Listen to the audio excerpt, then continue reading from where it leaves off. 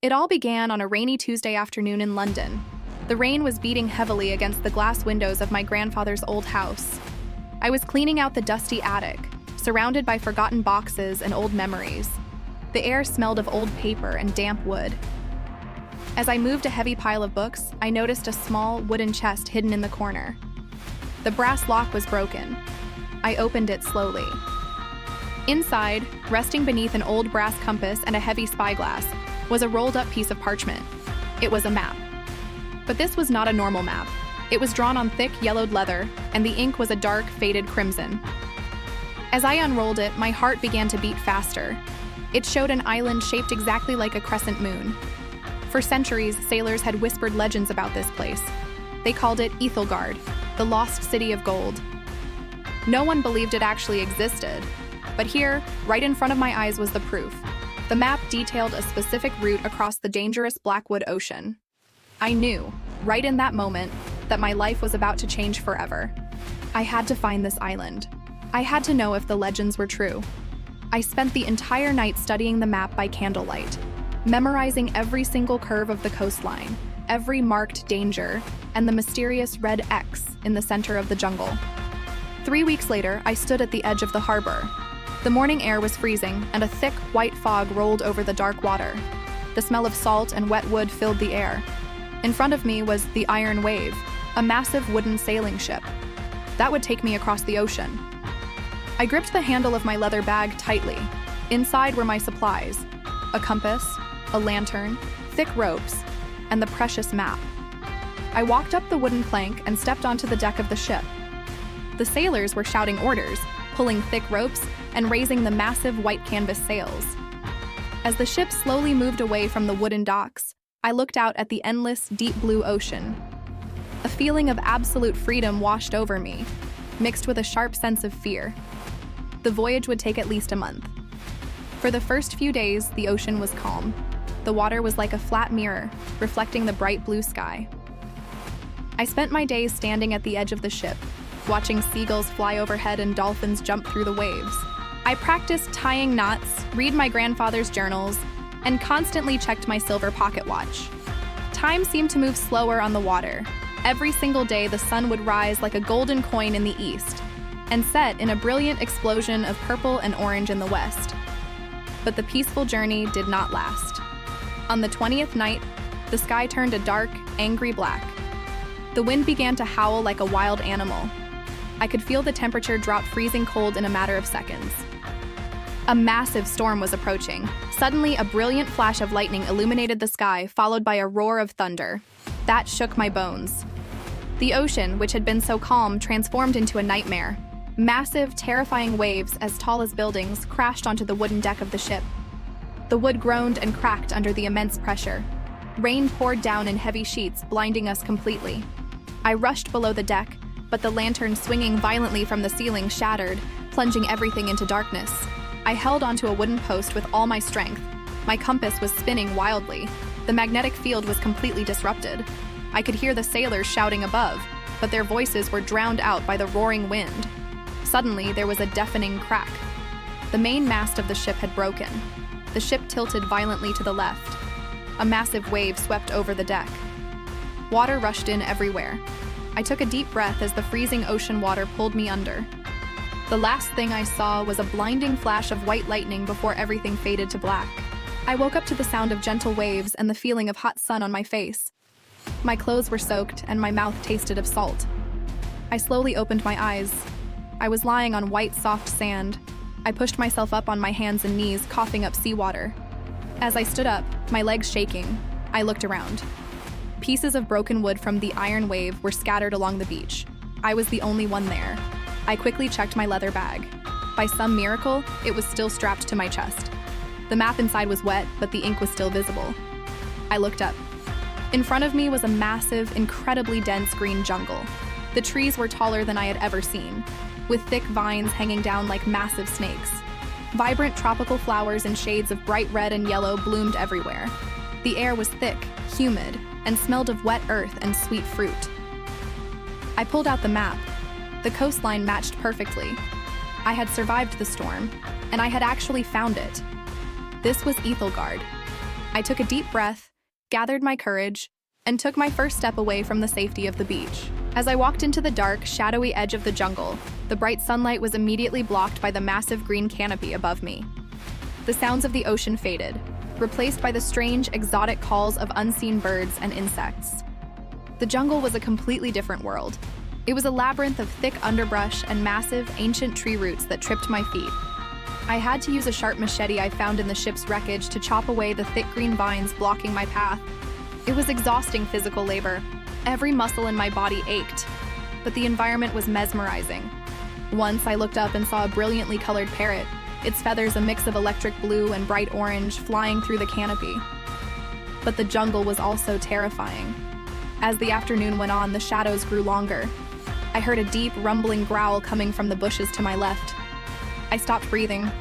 I slowly turned my head and saw a pair of glowing yellow eyes staring right at me from the darkness. I did not run. I remembered reading that running triggers a predator's instinct to chase. I slowly backed away, never breaking eye contact, until the eyes disappeared into the shadows. My heart was pounding like a drum. Shortly after, a warm, heavy tropical rain began to fall. The drops hit the massive leaves above me, creating a loud, rhythmic drumming sound. I needed shelter. I kept walking until I found a massive rock overhang, covered in soft green moss.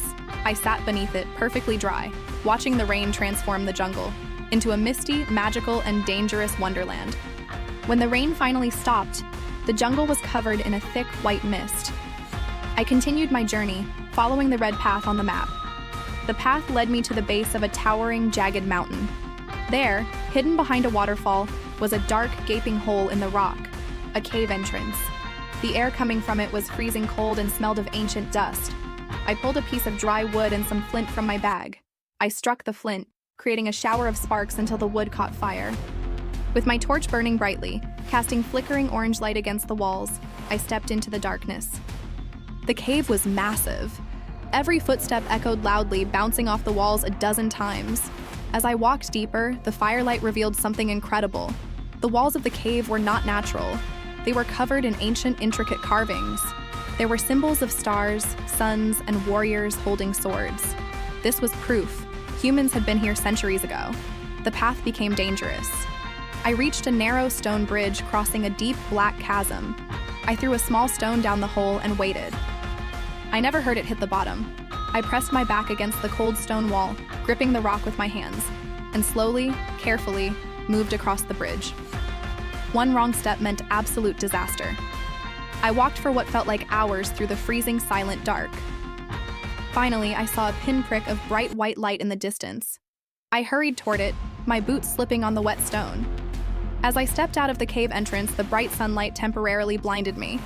When my eyes adjusted, I gasped out loud. I was standing on the edge of a cliff, looking down into a breathtaking, massive hidden valley. It was entirely surrounded by impossibly high mountains, completely hidden from the outside world. Silver waterfalls cascaded down the cliffs, creating shimmering rainbows in the mist. But the most incredible sight was right in the center of the valley. It was Aethelgard. From up here, I could see the ruins of an ancient, sprawling city. Massive stone pyramids and crumbling towers were swallowed by the green jungle. I found an ancient stone staircase leading down into the valley. The stairs were cracked and covered in thick grass. As I walked down, my boot hit something hard in the dirt. I knelt down and brushed the soil away. It was a coin, pure, heavy gold, stamped with the image of a rising sun. The legends were absolutely true. I put the warm gold coin into my pocket, feeling a surge of adrenaline, and continued my descent into the lost city. Walking through the streets of Aethelgard was a surreal, haunting experience. The silence was heavy and absolute. Once, this place must have been filled with thousands of people, music, and life. Now it belonged only to the jungle. I walked beneath massive stone arches that were completely wrapped in thick green vines. I passed gigantic statues of unknown, forgotten gods, their stone faces cracked in half by the roots of ancient trees. The architectural skill was astounding. The stone blocks were cut so perfectly that you couldn't even fit a piece of paper between them. I stopped to brush soft green moss off a large stone tablet, revealing an alien language of pictures and shapes. The map in my hand guided me to the very center of the city. I entered a massive circular courtyard. Giant stone pillars reached up toward the sky like the fingers of a giant. At the far end of the courtyard was a building larger than the rest. It looked like a temple. As I approached, I saw that the entrance was blocked by a gigantic stone door. There was no handle. Instead, the center of the door featured complex circular gears and deep grooves carved into the rock. It was a puzzle lock designed to keep intruders out forever. I stood in front of the massive stone door, analyzing the complex mechanism. There were 3 large circular dials. I noticed a small circular indentation in the center of the dials. It was exactly the size of the gold coin I had found on the stairs. With trembling fingers, I took the coin from my pocket and pressed it into the slot. It fit perfectly. Suddenly, I heard a deep, grinding noise from deep within the stone walls. The ancient gears, asleep for 1,000 years, began to slowly turn. Dust fell from the ceiling as the massive stone door slid open with a deafening rumble. I stepped inside the dark chamber. Instantly, as if sensing my presence, ancient torches along the walls burst into bright blue flames. The room was illuminated. It was not filled with mountains of gold or diamonds. Instead, in the exact center of the room, resting on a smooth marble pedestal, was a single object. It was a flawless, transparent crystal artifact, carved into the shape of an 8-pointed star. It seemed to glow with its own internal, pulsing white light. This was the true treasure of Aethelgard. I walked forward slowly, holding my breath, and gently placed both of my hands around the warm, humming crystal. The moment I lifted the crystal from the pedestal, the ground beneath my feet began to violently shake. The temple was collapsing. I quickly shoved the glowing artifact into my leather bag and ran. I sprinted out of the chamber just as massive stone blocks fell from the ceiling, crashing onto the marble floor. I ran across the courtyard, back through the silent streets, and up the ancient stairs. I didn't stop to rest. I ran blindly through the dense jungle, branches scratching my arms, my lungs burning for oxygen. I could hear the mountain rumbling behind me. Finally, I burst out of the jungle edge and collapsed onto the soft white sand of the Crescent Beach. To my absolute shock and relief, a small, intact wooden rowboat from my destroyed ship had washed ashore. I pushed it into the water, grabbed the wooden oars, and rowed furiously away from the island. I didn't stop rowing until my arms went completely numb. When I finally looked back, a thick, impenetrable wall of white fog had rolled in, completely hiding the island from the world once again. I was alone on the calm ocean. I opened my bag. The crystal star was glowing softly, casting a warm light on my face. I realized then that the greatest treasure wasn't the artifact itself, but the journey, the courage to face the unknown, and the stories I survived to tell. As the sun set in a brilliant explosion of gold across the calm water, I smiled. My journey was over, but my life had truly just begun.